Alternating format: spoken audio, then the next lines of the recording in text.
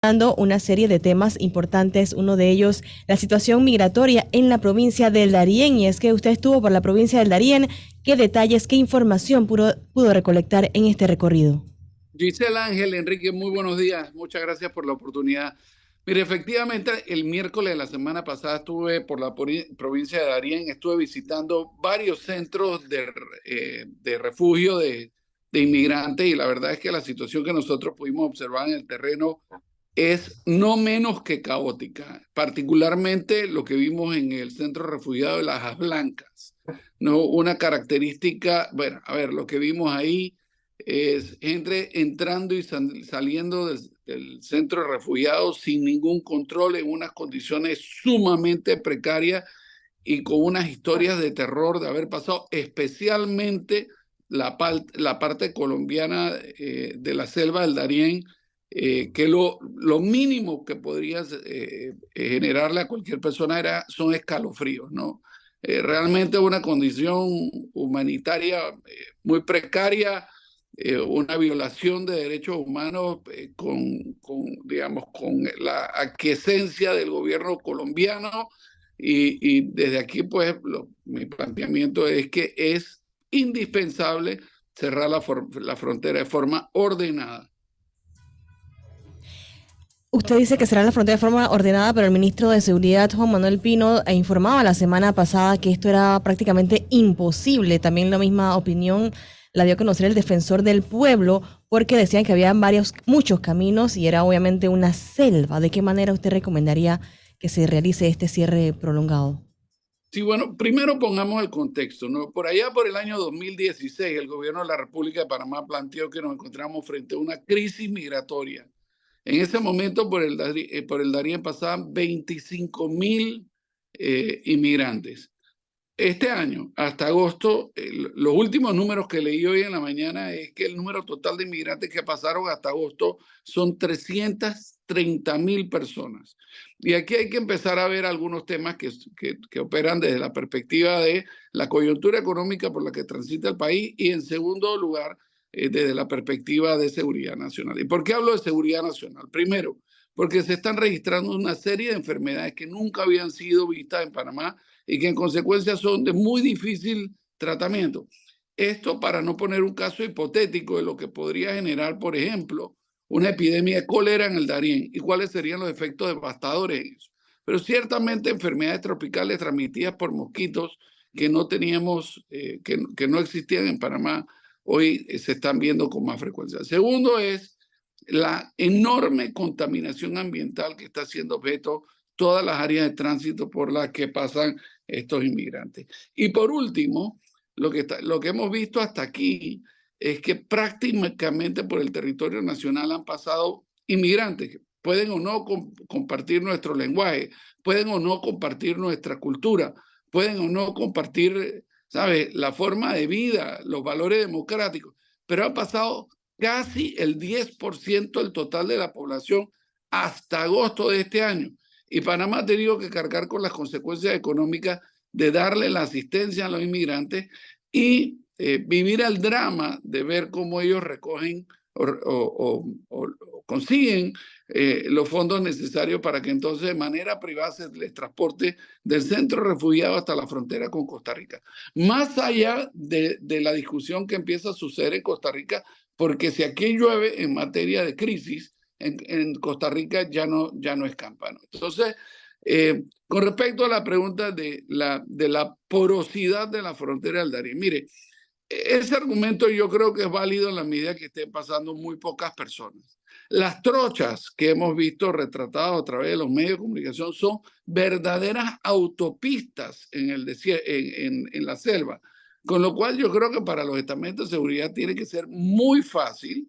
Bueno, al principio tal vez no lo será, pero el volumen migratorio que cruce por esas precarias fronteras, trochas, será muy pequeño, pero en la medida en que los volúmenes migratorios sean de la naturaleza que son hoy en día, pues créame, las trochas son verdaderas autopistas entrando por la frontera de Panamá con Colombia.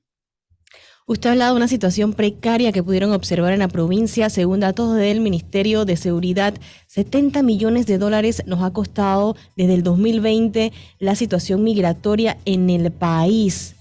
¿Cómo usted propondría una mejora? Esta es una crisis que tenemos para ir mejorando esta situación. Se han dado ya situaciones de que no, los países no apoyan, de que Panamá está solo.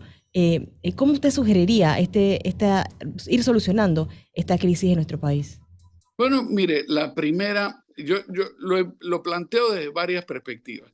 El primero es el tema de la violación pasiva de los derechos humanos, porque nadie nos puede decir que esa migración que está sucediendo por la frontera es regular, es segura, es todo lo contrario, es irregular, es insegura y además los gobiernos de manera pasiva están viendo con los brazos cruzados como todos los días se le violan los derechos humanos a miles de transeúntes que pasan por ahí, miles de inmigrantes. Nosotros recogimos testimonios de mujeres que las habían violado, de hombres que los habían violado, de gente que había muerto en el trayecto, algunos de causas naturales, otros por accidente y otros a manos del crimen organizado. Nos dijeron, por ejemplo, que había que tener una vacuna del lado colombiano para que el crimen organizado lo dejara caminar por la selva. Eso eran de $80 por persona, con lo cual esto es financiamiento al crimen organizado, de los cuales todos los gobiernos, o digamos, el gobierno colombiano, a mi juicio, tiene una actitud pasiva en donde muchos de las personas que transitan por el Darién, cuando inician su travesía, piensan que ese es un pedazo de la travesía más y no están al tanto de los riesgos que están a punto de someterse ellos y su familia, con las consecuencias trágicas que en muchas ocasiones tienen. Con lo cual, mi planteamiento sobre este tema es que no hacer nada es convertirse en cómplices en la violación de derechos humanos a miles de personas. El segundo tema es, por supuesto, las consecuencias económicas y presupuestarias que esto tiene para la República de Panamá. Ya no estamos hablando de 25,000 personas que cruzan el tapón del Darién. Ya vamos por el orden de los 330,000 personas a agosto y uno solo puede pensar que estos números van a más, no a menos. Estando en el centro refugiado de Lajas Blancas, una persona nos comentó que el costo por persona diario de cada refugiado eran $83 y que el promedio de días que un refugiado pasaba en el centro eran de 7 días. Bueno, uno solo puede hacer las matemáticas para preguntarse cuántas escuelas, cuántos hospitales, cómo estamos alterando la calidad de vida de todos los panameños para prestar asistencia a una situación que Panamá no ha originado. Y con respecto a esto, pues hay que poner el tema en contexto. La hermana República de Colombia le tiene una serie de sanciones a la República de Panamá porque nosotros le enviamos calzados y textiles. Y resulta ser que de la República de Colombia hacia Panamá, nosotros somos objeto de un tráfico descontrolado de cocaína que va en aumento, también que va buscando su ruta hacia el norte. Y ahora estamos recibiendo un tráfico descontrolado de inmigrantes, de los cuales cuando nosotros no somos el país de destino, eso no quiere decir que no sufrimos las consecuencias. Con lo cual, desde mi perspectiva, la única cosa que puede hacer la República de Panamá para salvaguardar el interés nacional, y en esto hay que ser claro, la política exterior siempre tendrá como eje central la custodia del interés nacional, es poner orden en la frontera y cerrar la frontera de manera ordenada. Ordenada, ¿por qué lo digo? Porque ciertamente la frontera no se podrá cerrar de hoy para mañana. Ya hay un grupo de inmigrantes que hace varios días iniciaron el tránsito por esa peligrosa área, con lo cual uno no los puede dejar, digamos, en el cuello de la botella. Uno tiene que dar espacio para que ya toda la gente que está en camino y sin que tengan la información puedan lograr el tránsito, dándole las mejores condiciones, pero esto es, desde mi perspectiva, inmanejable e insostenible en el tiempo. Vamos a cambiar de tema, señora Rocha. El contrato de Minera Panamá con el gobierno nacional que se discute en la Asamblea Nacional. ¿Cómo usted evalúa esta primera semana de discusión de este contrato minero, tanto los que están a favor como en contra? Bueno, fíjese, yo he visto una discusión muy centrada en la mayoría de los que han participado planteándole al país por qué Panamá no debe tener actividad minera. No ha sido un planteamiento principalmente de cuáles son las objeciones al contrato.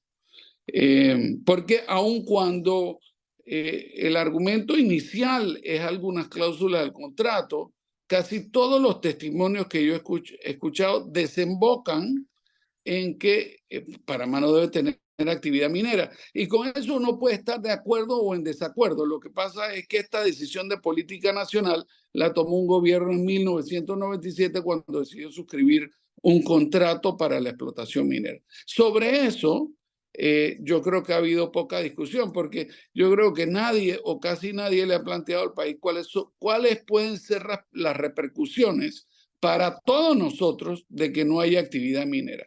Y para eso quisiera aprovechar 1 o 2 minutos. Mire, si tomamos en consideración las cifras que la propia compañía ha ofrecido y asumimos que son válidas, en donde han comentado que a la fecha y en función de ese contrato tienen aproximadamente 10 billones de dólares de inversión, la inversión más grande directa que nunca en la historia republicana ha tenido nadie, ninguna empresa. Y uno es conservador en plantear que si perdiéramos el arbitraje, por supuesto ellos son tenedores de buena fe de un contrato que, bueno, la Corte habrá declarado inconstitucional y a lo mejor no hay contrato más, pues uno tendría que añadirle a ese número cualquier cosa en materia de lucro cesante y daño emergente. Mi posición sobre eso es que solo con el registro de esa potencial responsabilidad jurídica dentro de los estados financieros de la República de Panamá puede tener una consecuencia tan grave como que perdamos el grado de inversión de la República. Y eso significa que todas las tasas de financiamiento, de todo, incluyendo los préstamos hipotecarios, los préstamos de tarjeta de crédito, el refinanciamiento de la deuda por parte de la República de Panamá, eso inmediatamente tiene una nueva tasa de interés. Y eso significa un aumento del costo de la vida para todos los panameños. Entonces, sí, yo he visto con atención que hay una discusión en por qué no, pero no he visto nada que nadie de ellos le diga, bueno, ¿cuál puede ser el impacto en tu vida de que tomemos la decisión de que no haya actividad minera en la República de Panamá? Y esto yo lo tomo con mucha preocupación.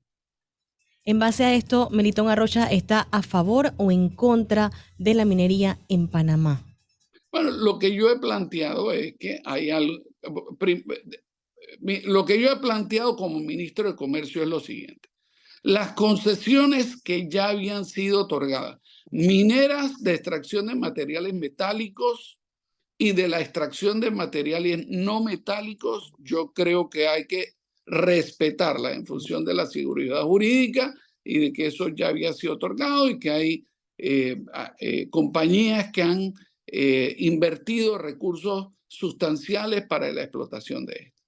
También he dicho que yo estoy en completamente de acuerdo en que haya una moratoria minera, en otras palabras, que no haya ninguna explotación minera más de aquí hacia adelante, pero no, también debo decir que no ad infinitum. Yo creo que es importante ver cuál es el resultado de lo que está pasando, cuáles son las experiencias que tenga la República de Panamá, buenas, malas, regulares. Creo que es importante ir viendo que hay un desarrollo normativo de la actividad minera, en especial desde la perspectiva ambiental, y que las instituciones de la República de Panamá van robusteciéndose como para poder entonces tener un debate y plantearnos si abandonamos la moratoria minera o por el contrario, y que el modelo de desarrollo transite sin un plan de extracción minera.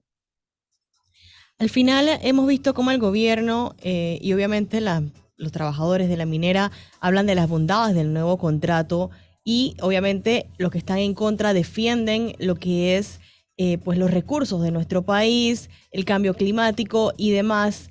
En su experiencia, como usted lo mencionaba como exministro, ¿qué le convendría al país en este momento? Sí, mire, este es un debate que realmente debió haberse dado en el año 1997, ¿no?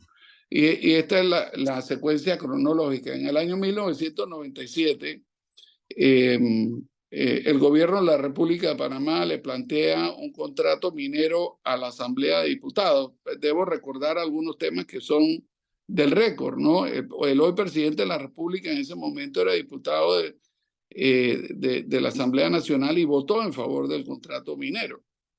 Esta discusión era muy importante, pero sobre la ausencia o no de esta discusión, yo todavía era en el año 97, pues acababa de terminar la escuela secundaria y no formé parte del debate, más ni siquiera lo recuerdo que existiera. Sobre esa base se generó un contrato que estuvo en vigencia desde el año 97 hasta que fue declarado inconstitucional y que lo operó otra compañía. Esa compañía fue comprada por una compañía multinacional que después fue adquirida por una tercera, ¿no? Que es la que actualmente opera el contrato que la República de Panamá firmó por allá por el año 97. Entonces, hoy tenemos una explotación que forma parte, tiene una participación del Producto Interno Bruto de 4,5 puntos, que tiene contratado más de 40,000 personas. Y yo le digo, en el contexto económico por el cual transita, en el que estamos, en donde realmente el reclamo de todos los panameños y probablemente la próxima elección va a ser definida por el candidato a la presidencia que mejor responda, ¿quién me pone plata en mi bolsillo? Y eso retrata un poco la necesidad, restar 4,5 puntos del Producto Interno Bruto y sacar de 40,000 empleos de circulación. Yo creo que es una cosa que hay algunas personas que he visto en el debate que plantean con una serenidad y tal vez porque ellos, en donde sea que se encuentren, si tienen un buen empleo o a lo mejor su empleo es criticar cualquier intervención al medio ambiente.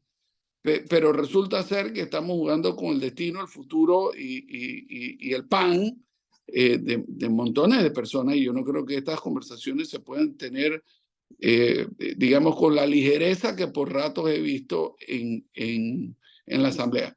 Hombre, puede ser que el contrato no sea perfecto y mi perspectiva ha sido siempre que cuando lleguemos al gobierno, pues nosotros vamos a revisar las cosas que se establecieron en el contrato. No es menos cierto que he visto algunas posiciones sobre algunas cláusulas del contrato que cuando las explicaron algunas personas que se oponen al contrato me parecieron, digamos, que iban en contra del interés nacional, que después cuando recibieron explicaciones de la minera, pues esa connotación de abuso en frío, pues ya no parecían tan abusivas, ¿no? Entonces, yo creo que eso es un tema que tendremos al llegar al gobierno que revisar en frío, entendiendo que estamos buscando los mejores intereses para la República de Panamá y en función de eso tomar decisiones. Muchísimas gracias entonces a Melitón Arrocha, candidato por la libre postulación a la presidencia de la República, hablando un poco de temas importantes en nuestro país, como la migración y el contrato de Minera Panamá. Que tenga excelente día. Muchas gracias.